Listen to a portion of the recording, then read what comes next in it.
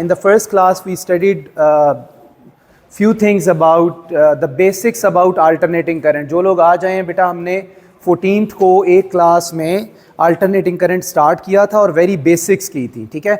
उसमें सबसे इम्पॉर्टेंट चीज़ जो हमने की थी, I will write that again. अभी जो इम्पोर्टेंट टर्म्स हमने इसके अंदर करनी है ना, वो मैं यहाँ पे लिख देता हूँ. नंबर 1 हम करेंगे RMS करंट, RMS वोल्टेज. फिर हम देखेंगे peak current, peak voltage, mean current, mean voltage, जिसको एवरेज भी कहते हैं. And then today we will look for the wave forms. ये लिखने की ज़रूरत नहीं है, ये सिर्फ हम चेक लिस्ट है कि हमने ये काम आज करना है. Wave form and calculation, and then afterwards power calculations. So we are going to do these things today. Okay, the first thing that we have to do is RMS values. अच्छा, RMS values में firstly we have to draw a graph for, it can be for current or it can be for voltage, anything can be there. So if I draw a sine wave for current or voltage, it will be like this.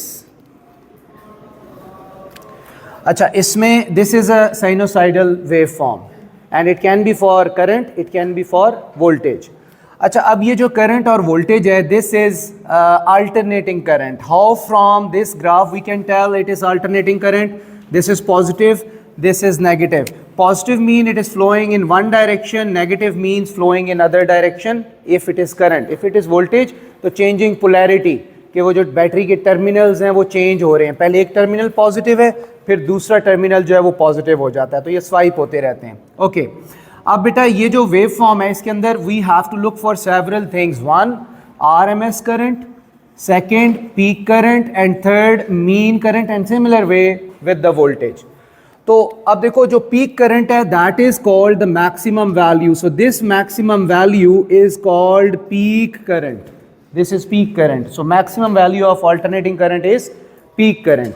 And then if we talk about mean, so mean cannot be shown here on the graph, but we can calculate it separately, like the average current. It is average like this, or mean current. 3 ways to represent this. The formula for this is maximum current plus minimum current divided by 2, which in this case is 0. Why? Because maximum is plus I naught and minimum is minus I naught. This is the minimum current or voltage. Minimum is not 0 but minus I naught. Why? Because if it is minus 5, so minus 5 is smaller than 0. So you have to look for the least value, the minimum value. So minimum value is minus I naught. So maximum is plus I naught, minimum is minus I naught. When you add them, it is 0. 0 over anything is 0. That's why we say mean current or mean voltage for AC is always 0. Always 0, right? Okay, so this is always 0 for sine wave, of course. If it is sine wave, then it is 0. Acha, next thing was IRMS. What was IRMS? IRMS is the constant value of alternating current. So we developed that by squaring it. Let's say the first step was, I'm just recalling the previously studied thing. The first is squaring. You squared it, and when you squared it, it becomes I square, let's say. And after squaring it, this wave becomes that. Why? Because the negative terminal, the negative cycle also become positive, और इसका square भी हो गया. तो ये I not जो था ये कितना हो गया? I not square. यहाँ पे करंट है लेट से, तो ये I नॉट स्क्वायर हो गया. अब देखो इसकी हमने मीन निकाली थी, तो इसकी जो मीन है I square mean, this is not 0. Why? Because now the minimum value is 0. So maximum is this, minimum is this. So अगर आपने इसका मीन निकालना होगा तो you will do maximum is how much? I naught square. Minimum is how much? 0, because minimum is now 0 divided by 2. So we can say it is I naught square over 2. This is the mean value of this squared current. Right? Simple square लिया ना, square लेके उसका mean ले लिया. Square में दो काम हुए, एक ये नेगेटिव पॉजिटिव में कन्वर्ट हो गया और एक ये जो आई नॉट है ये आई नॉट स्क्वायर हो गया. तो दैट्स वाई ये दो चीज़ें इसमें चेंज हुई. और फिर उसका आपने मीन लिया, maximum plus minimum. Maximum I not square है, मिनिमम 0 है, so you and up with this. उसके बाद आपने क्या किया था, इसका स्क्वायर रूट लिया था, सेकेंड स्टेप. तो सेकेंड स्टेप इससे आगे गया था. सेकेंड स्टेप था टेकिंग स्क्वायर रूट. सो आपने इसका स्क्वायर रूट लिया था और स्क्वायर रूट लेने के बाद ये कुछ ऐसे हो गया था, आई नॉट स्क्वायर ओवर 2. इस पूरे का लाइक इसका भी स्क्वायर रूट, इसका भी square root, taking square root of both side. ये वाली जो चीज़ है हमने इसको इन वर्ड्स लिख लेते हैं IRMS. R root, M mean and S for square. ठीक है, तो इस सिंबल को इधर ट्रांसफॉर्म कर दिया. आई ये वाला आ गया, रूट ये आ गया, मीन ये आ गया और स्क्वायर ये आ गया. इक्वल्स टू, इसको आप जाहिर है अलग अलग स्क्वायर रूट करेंगे, ये स्क्वायर इसके साथ कैंसिल हो जाएगा. तो आई नॉट ऊपर ऐसे आ जाएगा और नीचे वाले का 2 का स्क्वायर रूट इसी तरह आ जाएगा. तो you will end up with this thing. So this was the main formula to find IRMS, I naught over square root 2. अब जब इसको हम यहाँ पे रिफ्लेक्ट करेंगे तो समवेयर अगर मैं कहूँ कि IRMS निकालो और लेट्स से मैं आपको आई नॉट बता दूं कि आई नॉट जो है वो 10 एम्पेयर है या 12 एम्पेयर है, तो आप IRMS कैसे निकालोगे? 10 या 12 को स्क्वायर रूट 2 पे डिवाइड करोगे, यू विल गेट IRMS. और IRMS को यहाँ ड्रॉ करना हो तो पीक से ज़रा नीचे जो भी वैल्यू आएगी, अब यहाँ तो हमने कैलकुलेट नहीं किया ना, आप जब कैलकुलेट करेंगे जो वैल्यू आएगी आप उसको यहाँ पे इस तरह बना देंगे इस टाइम तक. तो look, what is this? This is constant current. ये कांस्टेंट है, तो this constant current which represent the whole alternating current value is called RMS current. Right? So हम इसको क्या कहते हैं? हम इसको ये कहते हैं कि RMS current क्या होता है? The constant or direct current corresponding to alternating current that produces the same average heating effect as produced by the whole alternating current. क्या मतलब ये कि ये जो AC साइकिल है ये आप किसी रेजिस्टर में से पास करवाओ तो जाहिर है ये कुछ करंट कुछ हीट प्रोड्यूस करेगा. हम वो हीट मेजर कर लें कितनी हीट प्रोड्यूस हुई है. देखो ये लेट्स से रेजिस्टर है और यहाँ पे वो AC बैटरी है. अब इमेजिन करो बेटा इसमें से एक साइकिल गुजरा है AC का, पॉजिटिव नेगेटिव, एक साइकिल AC का गुजर गया है, तो हीट तो प्रोड्यूस होएगी ना. क्यों? क्योंकि रेजिस्टर में से जब करंट गुजरता है तो हीट प्रोड्यूस होती है, चाहे वो डायरेक्ट करंट हो चाहे वो अल्टरनेटिंग करंट हो. अल्टरनेटिंग से भी क्यों प्रोड्यूस होएगी? देखो अगर ये पॉजिटिव है तो करंट इस तरफ जा रहा है, ठीक है, अगर ये नेगेटिव है तो करंट इस तरफ जा रहा है. लेकिन रेजिस्टर को तो इससे कंसर्न नहीं होता ना कि करंट कहाँ जा रहा है, किस तरफ से आ रहा है, किस तरफ से जा रहा है. रेजिस्टर में से जो करंट ने पास करना है तो वो हीट प्रोड्यूस करेगा. So let's imagine कि जब ये alternating current का one cycle has passed through the resistor, it has produced some heat, and let's say that heat is how much? I'm just supposing the values 10 joule. अब हम ये करते हैं, इसमें से RMS current पास करवाते हैं. RMS current is what? It is the constant current, but of course its value is lower than the maximum value. ऐसे ही है ना, मैक्सिमम से कम है ये, राइटली सो कम है. क्यों? क्योंकि अल्टरनेटिंग करंट की वैल्यू तो बढ़ रही है, फिर ज़्यादा हो रही है, फिर कम हो रही है, वो तो फ्लक्चुएट हो रही है. But this should be of course lower than the peak value, but it is constant value.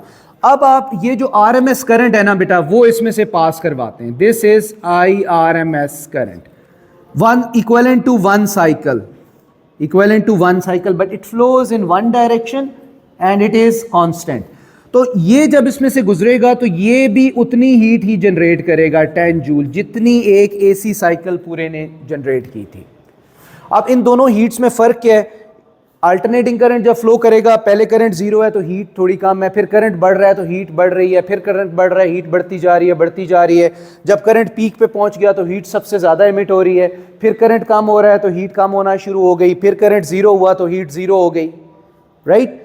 फिर करंट जब रिवर्स हुआ तो अब हीट को तो नहीं पता करंट रिवर्स हुआ, जब करंट बढ़ना शुरू हुआ तो अब हीट दोबारा बढ़ना शुरू हो गई, बढ़ रही है, करंट बढ़ रहा है, हीट ज़्यादा होती जा रही है, यहाँ पे मैक्सिमम हुआ, फिर हीट मैक्सिमम, दोबारा जब ये कम हो रहा है तो हीट दोबारा कम हो रही है और ज़ीरो। तो एक साइकिल में हीट कैसे प्रोड्यूस हुई है? वेरिएबल। क्यों? चूंकि करंट वेरिएबल था। समझ आ गई इस बात की? अब आरएमएस क्या है? आरएमएस ये है कि नहीं भाई बस कांस्टेंट करंट जा रहा है उसमें से, वी आर इमेजिनिंग कि एक ही करंट जा रहा है और वो जब कांस्टेंट करंट जा रहा है तो वो एक जैसी हीट थ्रू आउट जो है वो प्रोड्यूस कर रहा है। सो हम आरएमएस क्यों यूज करते हैं? Like my question to you, why we use RMS? आपको क्या समझ आई है कि हम अल्टरनेटिंग करंट की वैल्यू चेंजिंग होती है, तो अगर मैं ये कहूं कि ये एसी कितना करंट यूज कर रहा है तो आप सोचोगे अगर ये अल्टरनेटिंग करंट यूज कर रहा है तो वो तो फिर वैल्यू चेंज हो रही है, तो अब मैं कौन सी वैल्यू बताऊं? क्योंकि value is changing between zero and maximum. तो in this contest why we use RMS? Definition नहीं बतानी, सिंपल बताना है जो आपको समझ आया है। आरएमएस हम क्यों यूज करते हैं? Current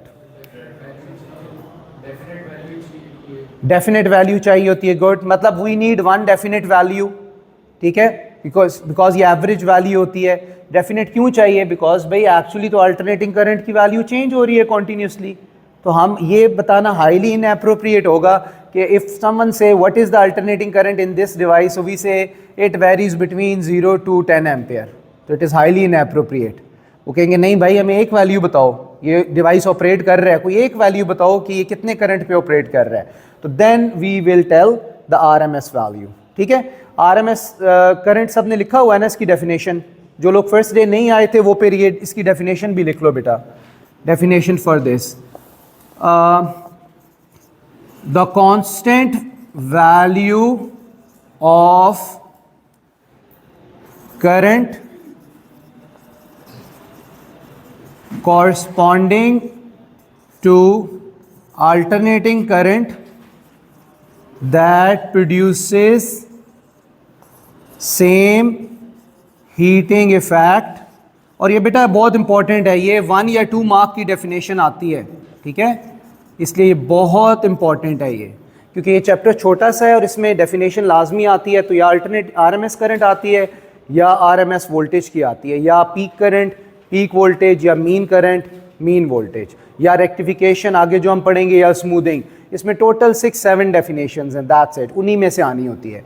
Okay, so the constant value of current corresponding to alternating current that produces same heating effect at same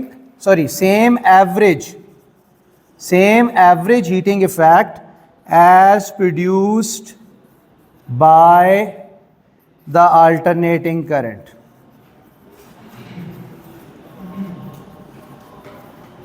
So that's how we define it. और उसके बाद इसकी equation I R M S is I naught over square root 2।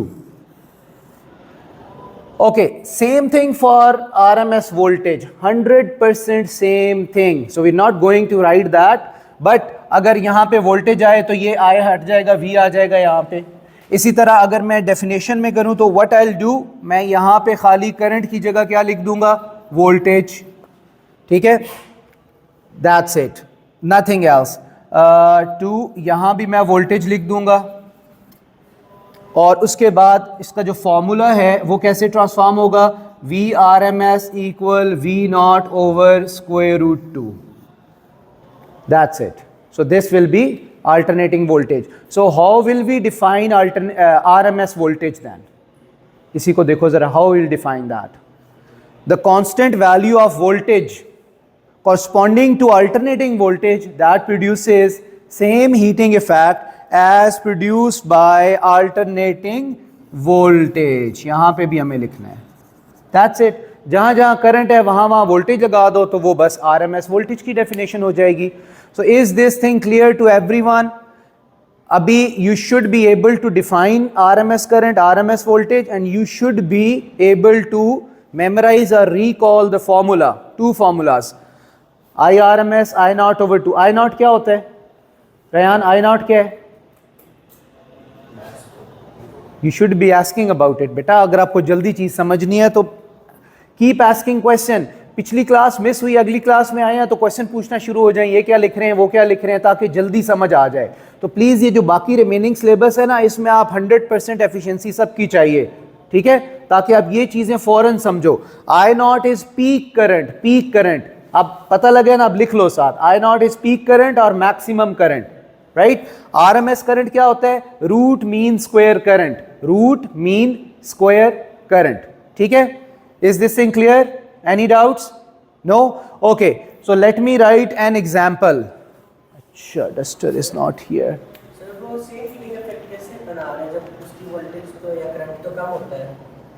बेटा लेकिन उसका ज्यादा भी होता है ना, इतना पोर्शन ज्यादा भी होता है ना, ये वाला पोर्शन, और इधर से भी देखो तो ये इतना पोर्शन ज्यादा होता है, दैट्स वाई वो कंपनसेट हो जाता है ना, क्योंकि ये तो हम एवरेज खुद बना रहे हैं, इन रियलिटी तो नहीं होता ना, in reality alternating current is flowing. अब जो वायर्स में फ्लो कर रहा है इन रियलिटी क्या है? अल्टरनेटिंग करंट है, it is changing its magnitude, it is changing it's value. RMS is not flowing, but why we are dealing with RMS? Because we have to tell कि भाई what is the constant value of current, कोई एक value तो बताओ। So that's why we have designed this theoretically कि भाई ये constant current बताना है, अगर आपने इसका मतलब इसकी अगर आपने constant value बतानी है तो then RMS बतानी पड़ेगी आपको, that will be the constant value। और अगर ग्राफ से आप देखोगे compensation करोगे तो देखो बेटा ये एक्स्ट्रा है ये वाला, और एक साइकिल में इधर भी ये एक्स्ट्रा होगा, तो उधर से जाहिर है ये उसके साथ कंपनसेट हो जाएगा। अगर हम इसका लेट से इफ वी डू दिस के भाई ये वाला एरिया देखो, तो फिर हमें जाहिर है इस पूरे का एरिया, ये पूरा एरिया निकालोगे तो ये दोनों, इन दोनों के एरियाज जो हैं वो आरएमएस के एरिया अंडर द ग्राफ के इक्वल होएगा, ठीक है। Okay, so let's go to solve some numerical for this. अब everyone will try to solve it, देखते हैं फिर आपको क्या समझ आई है इसकी। Okay, so let's look for one example. Example is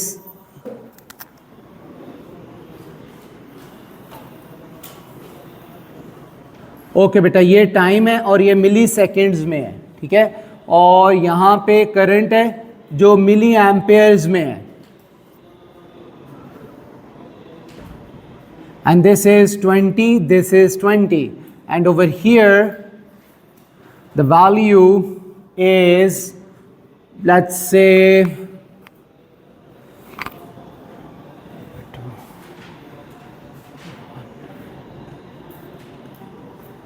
1.0, 0.5।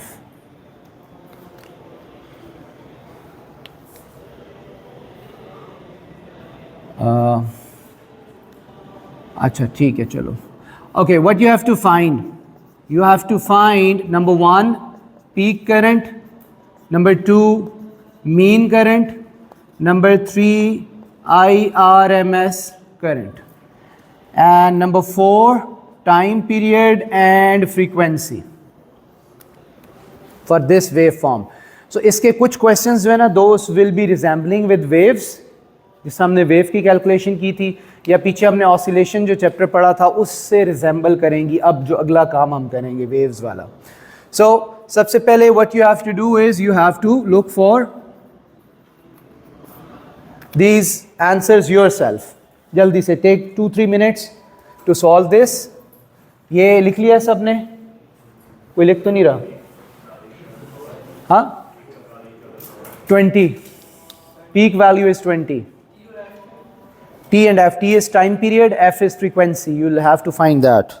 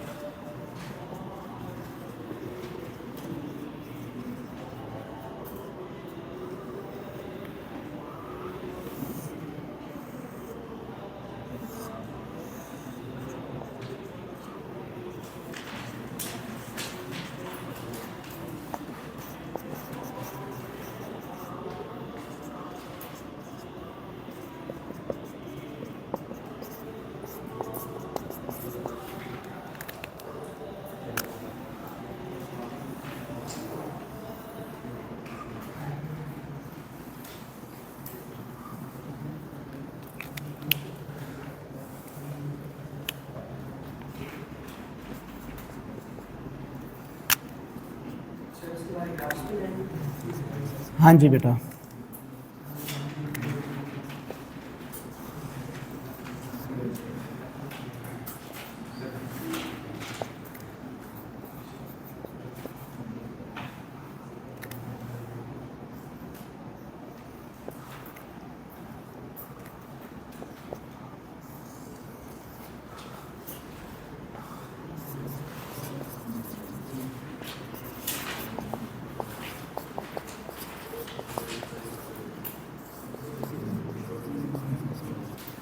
Done बेटा.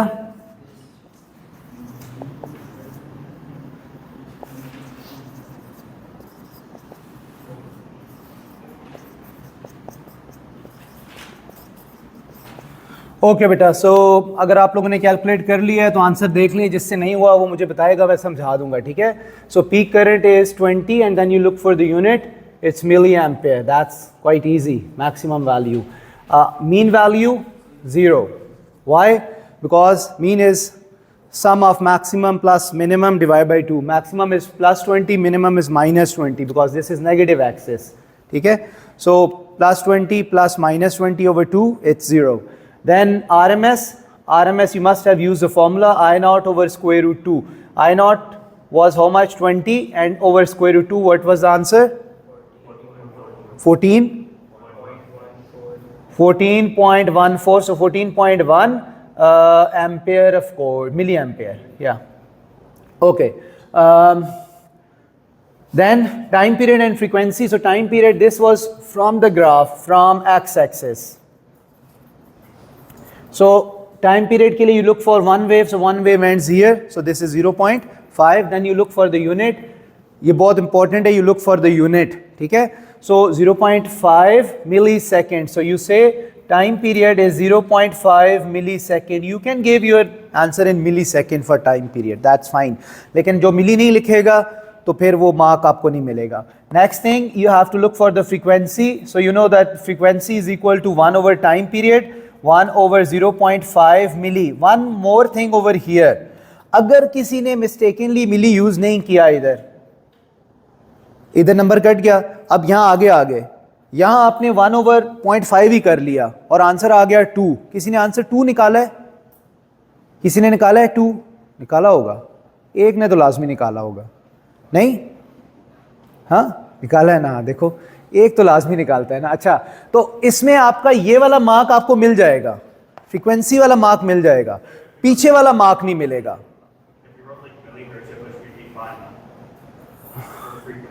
You can't write millihertz because that is being divided. तो ये 10⁻³ से ऊपर जाके +3 हो जाएगा. तो मिली कैसे लिखोगे? वो तो आप मिली लिख ही नहीं सकते ना. किलो लिखना पड़ेगा. पे 10⁻³ ऊपर जा रहा है ना. राइट. सो मिली भी गलत है. अगर आप 2 मिली लिखते हो गलत है. लेकिन मैं जो आपको बात बता रहा हूँ, if you have committed mistake over there के 0.5 सेकेंड लिख दिया है, एक नंबर तो कट गया उधर, फिर उसको जब आगे यूज करोगे 0.5 को ही, तो यहाँ आपका नंबर नहीं कटेगा. You will get full marks over here. ठीक है. तो 1 over 0.5 equals to you got full mark over there. तो इसको कहते हैं आपका ECF, एरर कैरीड फॉरवर्ड, कि पीछे एक दफ़ा मिस्टेक कर दी है, चाहे वो किसी भी किस्म की हो, प्रीफिक्स की हो, कोई वैल्यू नहीं लिखी, वैल्यू गलत निकाली है, उसी को आगे आप यूज़ करोगे तो you get full marks for that. Right. So इसका आंसर फिर आपके पास क्या था? 2000. तो 2000 हर्ट्स. या अगर एक और बात, 2 किलो हर्ट्स लिखना चाह रहा है कोई, तो 2.0 किलो हर्ट्स लिखना है. फिर 2 किलो हर्ट्स नहीं लिखना. मतलब हम आंसर कोई भी 1 sig fig में नहीं लिखते, हम 2 या 3 sig fig में आंसर लिखते हैं हमेशा. ठीक है. Okay. So that's how you have done that. इस किस्म के सिंपल क्वेश्चंस भी हैं.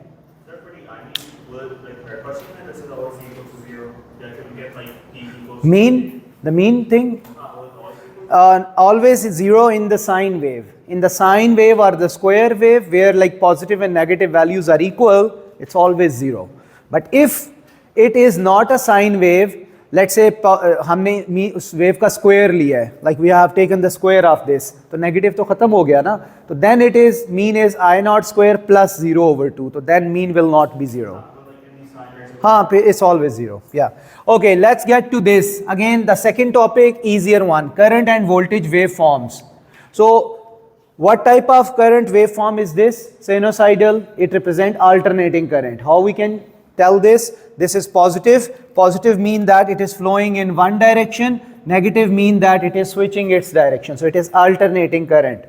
अच्छा, अब इस वेव की बेटा ये इक्वेशन लिखी हुई है. नॉर्मली जो वेव की इक्वेशन लिखते हैं, कोई भी वेव आप बनाएं, साइन वेव अगर वो हो और आपने उसकी इक्वेशन लिखनी हो, तो how you can write that equation?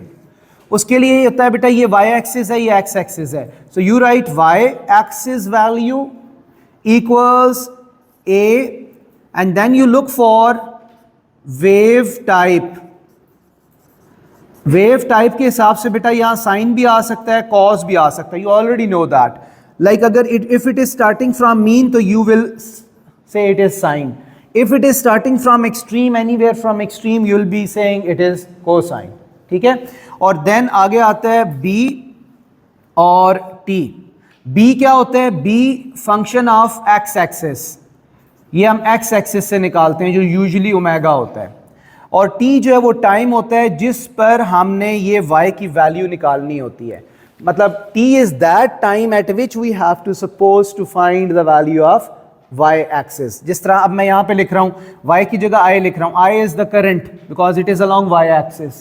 Then I naught is again the constant. Yeah, sorry, I missed this thing. This is amplitude. This is always amplitude. Amplitude means y axis पे max value क्या होगी. तो यहां पे y axis पे max value क्या है? What is the max value called? Peak current. Peak current. तो यहां मैंने ये लिख दिया peak current. Then I looked upon it कि ये मीन से स्टार्ट हो रहा है, तो साइन यूज कर लिया मैंने. उसके बाद मैंने एक्स एक्सिस का फंक्शन ओमेगा लिखना है, ओमेगा लिख लिया. और T is the time at which you have to find this current value. So this I is instantaneous value of current at time T. I not is peak value, sine is just the function, omega is angular frequency. और आपने circular motion में पढ़ा था angular frequency omega is 2 pi over capital T या 2 pi F B होता है. तो हम इसको नंबर ऑफ वेव्स में लिख सकते हैं. कैसे? I equals I not sine 2 pi over capital T into small T. तो मैंने ये इससे कैसे डिफरेंट है? डिफरेंस क्या है इन दोनों में? ओमेगा की जगह मैंने क्या लिख दिया है? 2 पाई ओवर टी. टी क्या चीज है? Time period. टाइम पीरियड का मतलब क्या है? एक वेव का कितना टाइम है, दैट्स इट. ये अच्छा, अब मैं इसी को एक और तरीके से भी लिख सकता हूं. I equal I not sine 2 pi F T. अब how this is different? Again these are 3 different version of same equation because I am just changing this omega, just changing omega, replacing it with this, or I can replace it with 2 pi f according to the situation. क्योंकि वो हर question में different दे देता है. कभी omega लिख देता है, कभी 2 पाई ओवर टी लिख देता है, कभी 2 पाई एफ लिख देता है. ठीक है. तो मतलब यही है कि ये तीनों चीजें कहां से निकलेंगी? एक्स एक्सिस से. और एक्स एक्सिस के किस फीचर से निकलेंगी? टाइम पीरियड से. मतलब आपने एक वेव का टाइम देखना होगा, खाली टाइम पीरियड. डायरेक्ट यहां लिख दो. अगर ओमेगा का हुआ है तो 2 पाई ओवर टी डिवाइड करके आंसर यहां लिख दो. अगर लेट्स से आपको उसने फ्रीक्वेंसी बताई है कि यार इस टाइम नहीं बताया, उसने कहा इसकी फ्रीक्वेंसी 50 हर्ट्ज है, तो फिर आप 50 यहां लिख दोगे. 2 पाई 50 तो 100 पाई हो जाएगा, तो आप यहां पे 100 पाई लिख दोगे. ठीक है. Any question?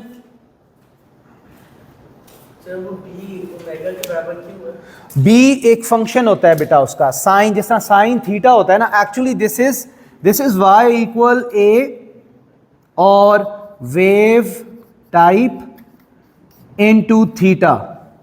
Basically this is theta. Theta is omega t. Circular motion में आपने पढ़ा होगा. Omega is theta over t और theta is omega t. So actually theta comes with sin or cos. क्योंकि आप sin और cos कभी अकेले तो नहीं लिखते ना, हम हमेशा क्या लिखते हैं? sin theta cos theta. उस थीटा को फिर हम स्प्लिट करते हैं और हम कहते हैं यार थीटा नहीं लिखना, इसकी जगह हम ओमेगा टी लिख देते हैं. और ये जो ओमेगा होता है ये फिर function of wave along x axis होता है कि एक्स एक्सिस से हमें क्या मिल रहा है, तो हम कहते हैं टाइम मिल रहा है. फिर हम कहते हैं अच्छा अगर टाइम मिल रहा है तो फिर 2 पाई ओवर टी लिख दो या ओमेगा लिख दो या यहाँ 2 पाई एफ लिख दो. Right. Okay, is this thing clear? अब I am expecting you to write the same for voltage axis. Equation लिखो खुद, एक दफा प्रैक्टिस हो जाएगी ना। यही इक्वेशंस, 3 इक्वेशंस आप वोल्टेज एक्सिस के लिए लिख के दिखाओ, जल्दी से लिखें बेटा। नहीं, वो स्मॉल टी एक्चुअली फिर हम उस ओमेगा को अलग कर लेते हैं ना। Small T gives you the instantaneous value of current और वोल्टेज, क्योंकि देखो उसकी वैल्यू चेंज हो रही है ना, तो हमें किसी इंस्टेंट पे वैल्यू चाहिए होती है कि 5 सेकंड के बाद क्या वैल्यू होगी भाई, तो T small T is that 5 second, that gives you instantaneous current. Okay, voltage के लिए बेटा लिखो जरा equation.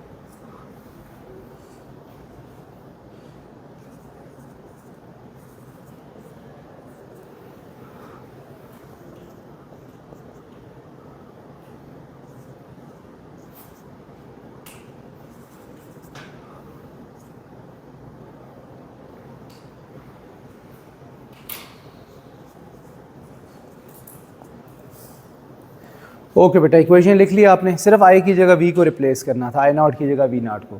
Let's look upon numeric wave equation.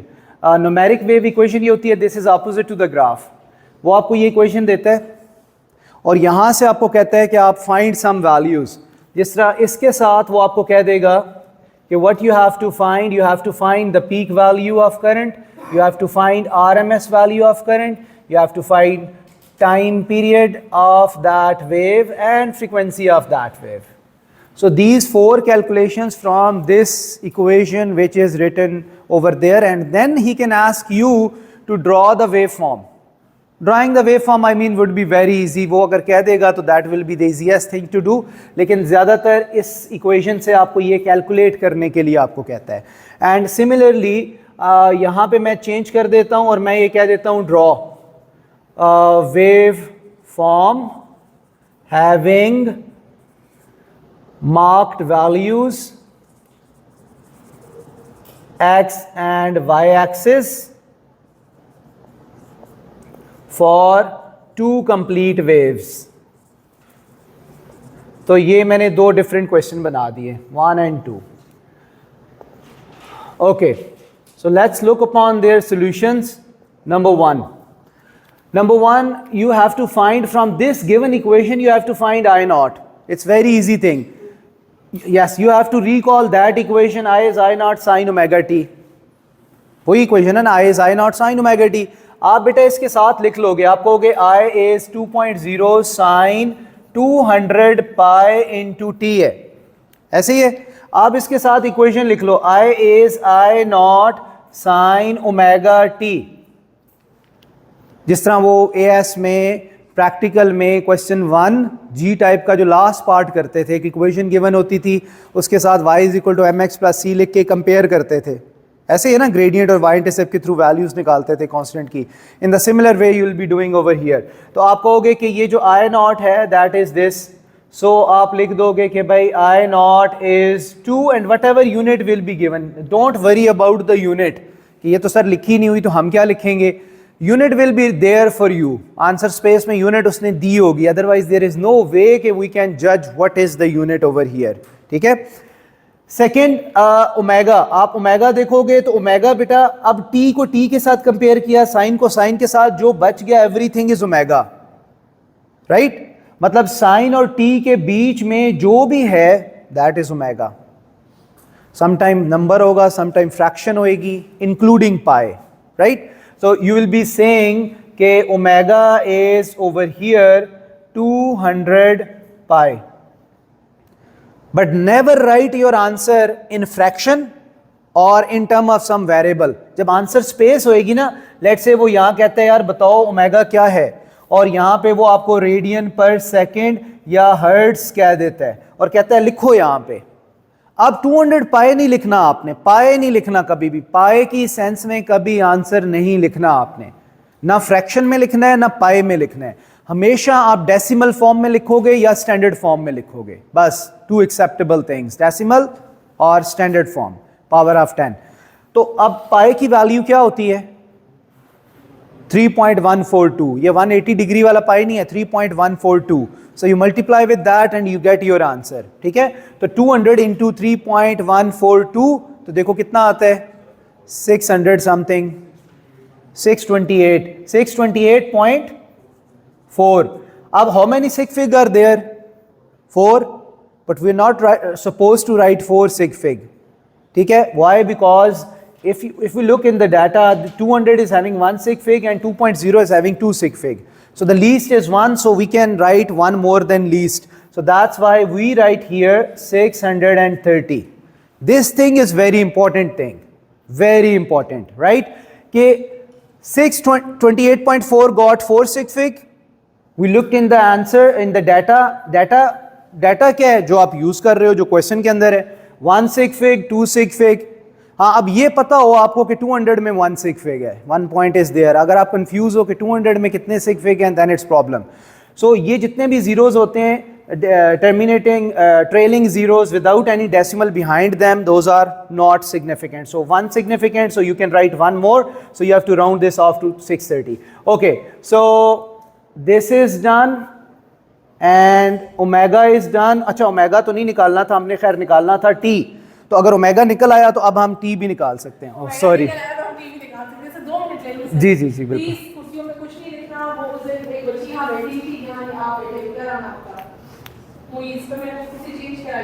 वो बाय डे जब वो आए मैंने इससे ये दोबारा लिखने की, क्योंकि वो बच्ची आज कुछ बता भी देगी अपनी पूरी स्टोरी, उसने नहीं बताया हमें। बाय डे जब मैंने देखा कि इसका ये वाली चीज लीव की। ओके जी, let's sum this up. Let's say हमें ओमेगा भी निकालना था, तो we found omega. Once we found omega ना, तो we can easily find T and F. निकाल सकते हैं ना, कैसे? We know that omega is 2 pi over T and we know that omega is 2 pi F. Putting the value of omega from here, अब क्या value put करोगे? 628.4। ठीक है, वन मोर थिंग, आपने 630 राउंडेड ऑफ वैल्यू आगे calculation में कभी use नहीं करनी। राउंडेड जो रॉ वैल्यू है वो नेक्स्ट कैलकुलेशन में यूज करनी है। बट अगर वो कहता हो मेगा का आंसर बताओ, फिर हम 630 लिखते, लेकिन अगर वो कह रहे नहीं टी और एफ बताओ, फिर हम 630 यूज नहीं करेंगे, फिर हम 628.4 यहां पे यूज करेंगे। जी बेटा। हाँ,